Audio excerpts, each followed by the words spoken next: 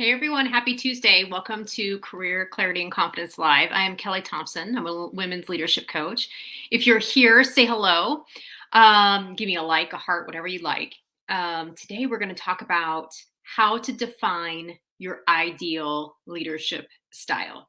So, this is a question that I would say at some point, whenever I'm working with one of my clients one to one, and sometimes in my group programs as well, they often come to our session frustrated because they're not getting something that they want. Okay, and the something that they want could look something like they're not building the connections that they want. They're not getting the influence or the buy-in across the table that they need. They're not getting the kind of implementation on the project that they're looking for. It could be a lot of different things. Maybe they're not meeting their goals. Maybe they just feel like they have to lead a change and it's just not going as planned. And inevitably, the conversation can sometimes turn to them saying, if only I was more like my X, right? Like it could use usually their boss, or it's some other higher level leader who gets a lot of respect or results in the organization. If only I was more like them, then things would get easier, better. I would get better results, et cetera, et cetera, et cetera. And I don't think that this feeling is uncommon. And again, if you're joining me live, say hello. Tell me if you've in the comments if you've ever felt this way. Even if you're watching me on replay, I always go back and look at the comments. So I'd love to hear. Um, did you ever feel like, gosh dang it, like if only I could show up more like blank person, I would get the results that I need? I remember feeling this way in corporate, especially early on in my career, kind of before I had figured out a few things that I'm going to talk with you about today. There was this individual, she was another woman leader. We were working in a very male dominated environment. And so, when I met her, I just was enamored by her and just like her personality, the way that she presented herself in meetings. She always had the right words at the right time and she was funny. And when she spoke up, people listened to her and she just always had the right words to speak up. And like, I wasn't jealous. Jealous wasn't the right word, but I was just like, how does she make it so freaking easy? Like, whenever and I was in a meeting with her, I would almost try to find myself like, trying to emulate and be more like her and be more outspoken and be more gregarious and more funny because like people responded well to that. But when I tried to do it, it just like did not come out the same way. Like I'm just so much more introverted and I have a totally different approach. Doesn't mean it's the wrong approach. But what I was doing was I was subtly giving my power away instead of showing up more like me and really thinking about what was unique and special about me in that moment. I was studying her so hard to try to show up more like her. And like, it's just never going to work. It never comes across authentic. Like, it puts so much pressure on you in the moment. And I think at the end of the day, it really leads to a lot of compare and despair. Because instead of showing up in meetings, owning what makes us unique and leading by our values, we're sitting there comparing ourselves to someone else. And that's a huge source of stress, resentment, and lack of confidence. And so, Norma and Andrea, yeah, you're agreeing with that. So there's a better way though. I think a better way to really think about, well, how can we define a leadership style that feels unique to us? How can we own what's unique about us and show up confidently in meetings and stop trying to be more like our boss or our coworker or this person who we kind of have our eye on? We're like, oh, is it so easy for them? The first thing I want you to know is that you might be surprised, and that a lot of the times the people that we put on a pedestal sometimes have us on a pedestal. And we shouldn't put anybody on a pedestal because it creates like this weird, like unequal relationship of power between people. But one, I would just start to notice where you're overestimating someone else's intelligence or effectiveness and you're underestimating your own. So I would start there. The second thing I want you to think about is I want you to instead start to think about, instead of setting leadership goals or working on developing specific leadership skills, which are important, I want you to think about your values as a leader. So I want to talk a little bit about values versus goals and how these show up a little bit differently and how I help my clients use them to help define their leadership style so that they can show up with more confidence. So for instance, like goals are things that you can cross off a list. And in our society, we've been taught to have goals. Like if you don't have goals, you don't have a list of goals, it's the new year, you don't have all your SMART goals, then like something is wrong with you, right? So goals are things that you check off the list. They're like a destination, they're a place that you cross. Whereas values serve as an ongoing guide for living. They serve as like a true north. You never really get there because values guide how you're going to work to achieve your goals. In fact, they bring you like a lot more flexibility. So let me give you an example to kind of drive this point home. So when I'm working with my clients, they might tell me, Kelli, I have some goals this year, and I'll think of a couple in particular. I have some goals this year. I know I'm on track to get a raise or a promotion or a title bump. I know that they're looking at me to get additions to my team or grow an additional project that I'm supposed to take on. And so what they do is they take those and they make them like hard coded goals, like this by this. And I need to get this salary bump, and I really want to be a chief whatever officer or a senior vice president, because then I'll feel happy and fulfilled and respected. But what happens though is there's no there's no happiness there. There's no respect there. Like all the things they think are going to happen on the other side of like that salary jump or the title jump or meeting those goals isn't there, because they've placed, false hope in that. Like it's not a magical feeling that's going to appear when we have that. And sometimes they'll say yes to things that are outside of alignment with their values because they think it's the goal that's going to make them happy. For instance, I've had, clients come to me because they're like, Kelli, I thought that when I took this promotion, or I thought when I got this raise, or I thought when I changed careers, or I thought when I got put on this big project, that it would be everything I wanted. And I am so unhappy. And I just can't figure out why. And lots of times it's because these goals have been achieved at the expense of what they truly value. They've climbed the ladder of success only to get to the top and realize that their ladder's been against the wrong building. They're like, oh, right. And it's not like I'll climb back down. We're cool, right? No, that's like a very painful place to be, because a lot of our identity is wrapped up into work. Like who we are is what we do. And so one of the first things that I work on with all my clients, we do it in the first session, is we claim our values. Because in my own life and in my own career, this is something I actually opened my book, Closing the Confidence Gap with, that's coming out in September, is I talk about how a lot of all the shoulds and the rule following and the list checking and, doing all the things because I thought it would make me happy, successful, all this stuff, actually didn't do that. It did the opposite of that. Because what was happening was I was achieving all my goals at the expense of my values. And so I had to get really clear about what my values were. And so, through that time, there's a lot of different places that you can, learn and name your values. I have an exercise that I run my clients through.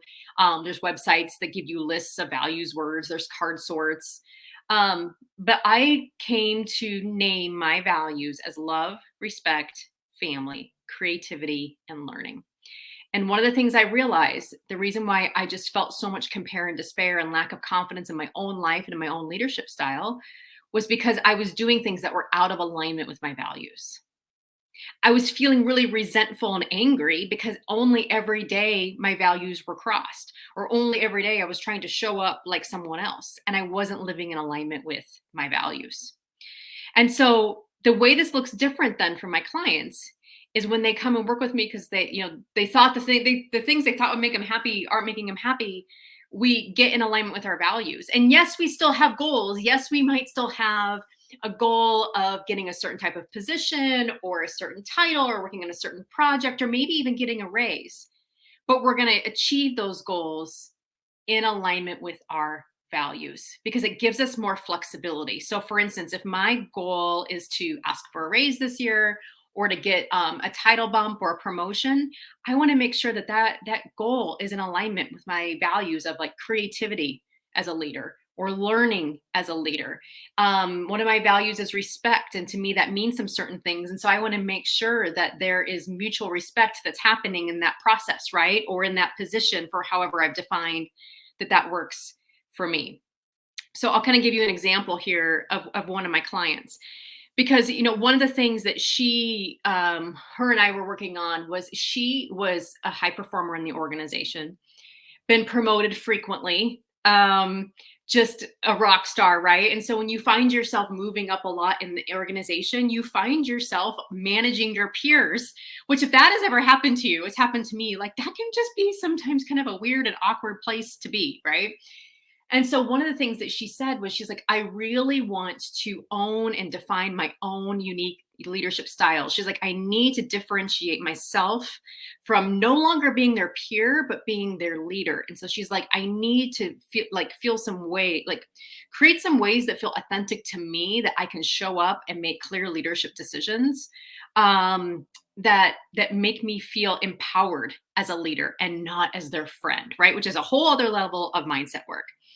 Um, Tell me in the chat, has any of this ever happened to you? Have you ever been promoted and now you're managing your peers? Or I'm just curious where y'all are at before I tell this story. Have any of y'all ever taken a promotion or an increase and you thought it would make you happy and it didn't? And if you have questions about that, drop your questions too, because I'll come back and answer them. But when we were working together, I wrote down her values. One of the things that she said, we defined her values to be empathy, innovation, transparency, collaboration, and dedication. And so these values served as the foundation of her leadership style. In all of her interactions with her team, with her peers, with her colleagues, and even when she thought about making decisions as a leader, she would ask herself, how am I demonstrating empathy? How am I fostering collaboration? How am I supporting innovation? How am I enabling transparency? And how am I promoting dedication in the way that she described it?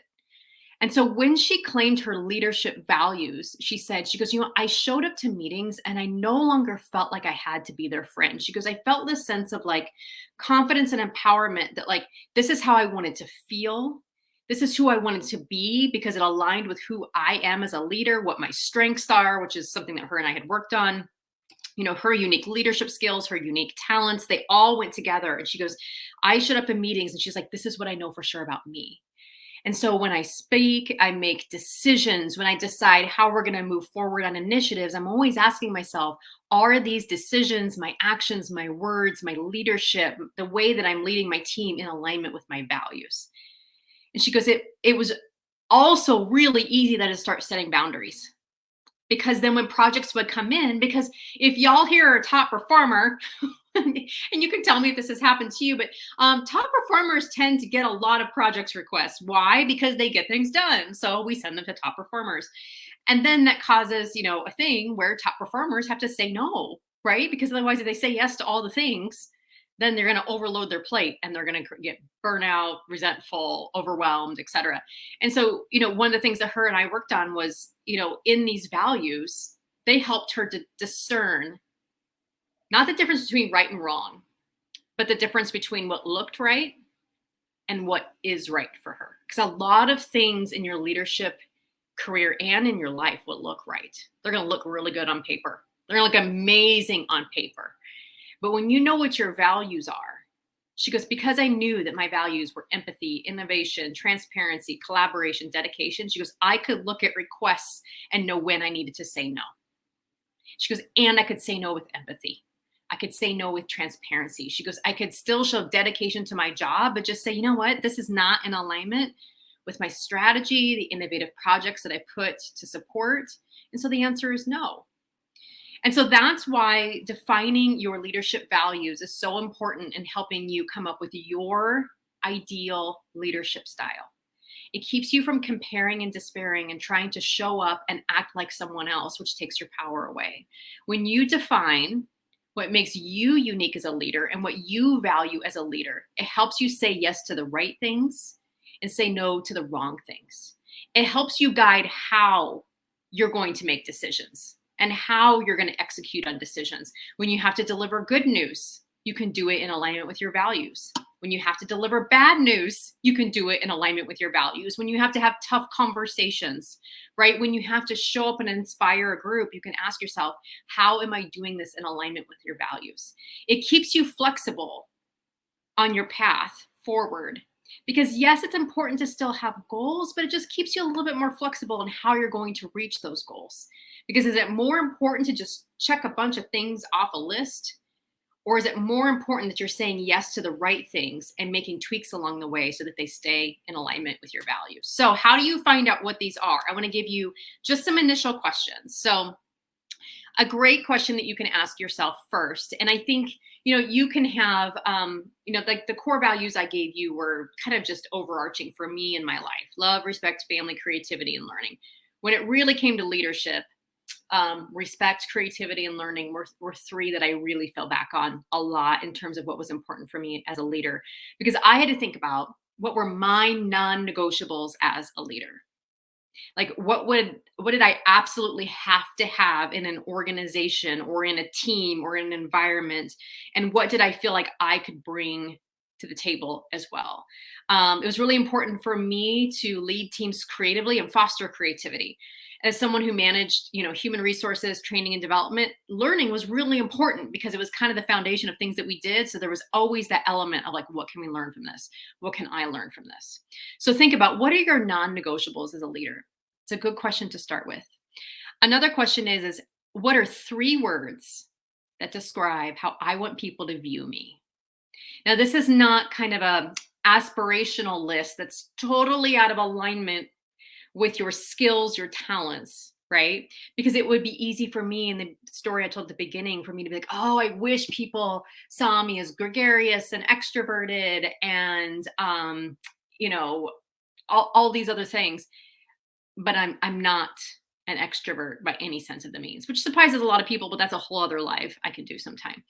So I had to really think about, what do I know for sure about me? And in these unique skills, talents, and values, what are three words that I wanted people to use to describe me? And so as a leader, it might be, I want people to describe me as creative, somebody who helps them learn and grow as a person, and someone who always showed them respect, whether it was just listening to what they had to say or giving them the respect they needed and deserved and support they needed to accelerate in their career and trust themselves. So the next question is how do I want people to feel? Write down three words that describe how you want people to feel. That can give you some clues into what you value as a leader. When people are around you, when people are listening to you in meetings, when people are a part of your team, when you work with your peers and colleagues, what are three words that describe how you want people to feel around you? Those can be some clues. Three words. What do I want to be known for as a leader? So I'm asking you to put down three words. How do I want people to view me? How do I want people to feel? And then what do I want to be known for as a leader? So you should have 9 words written down. Notice where you have some common words. Notice where maybe there's some word overlap. And these can give you some clues as to what you value as a leader and what is important for you in shaping your ideal leadership style. Not the leadership style that someone else uses, but your unique leadership style. So remember, at the end of the day, values serve as the foundation of the decisions that we make as a leader, for the careers that we choose, for the decisions that we make, and how we execute upon those things as a leader. So I've covered a lot of things in defining your ideal leadership style. I would love for you to drop me some questions if you've been thinking of things, whether you're watching me live or on replay. But at the end of the day, values almost serve as like that very stable foundation that when things get really rocky or challenging, which we know that they will at work and in life, you can always go back and say, you know what? I can do the next right thing as a leader or as a mom or as a friend that is in alignment with my values. And if I know I'm just taking really small steps or taking, really small acts of courage in alignment with my values, it's likely to work out well, even though I can't always know what the whole end of the picture is going to look like. So it really helps you claim your role as a confident leader. And so if you're interested in learning more about this stuff, my Clarity and Confidence Women's Leadership Program begins on March 29th. And so my spring cohort is enrolling now. And claiming your role as a confident leader is the first module that we talk about. We talk about goals versus values. We talk about how to define and live by your values. And all my clients will tell you, and there might be some listening now, that they're like, oh, when Kelli had us do the values work, I was like, I don't know about any of this. But a lot of them go back and say, that was like the least sexy yet most beneficial leadership assignment I've ever done, because it became so clear as to when I say yes, when I say no, and how I make decisions. And it brings a lot of clarity and ambiguity. So if you're interested, I'll drop a link because we do talk about values, claiming your role as a confident leader. But my women's leadership program is an 8-week experience. It's all online, it's on Zoom, it's Tuesdays at 12 p.m. Central. And it's all about owning your unique strengths as a leader, overcoming doubt, boosting confidence, finding your voice, and taking your bravest next steps. Each person in the course also gets an Enneagram assessment to help them with their leadership skills. So if this is something you're curious about, you can send me a private message. I'll drop a link. If you want to talk more about values or you have questions about values, just drop your questions in the chat, or you can always send me a direct message behind the scenes. So thanks for coming today. I will see y'all next Tuesday, and I'm always open for topics that y'all want to hear more about. So keep me posted on those too. I hope everyone has an awesome week.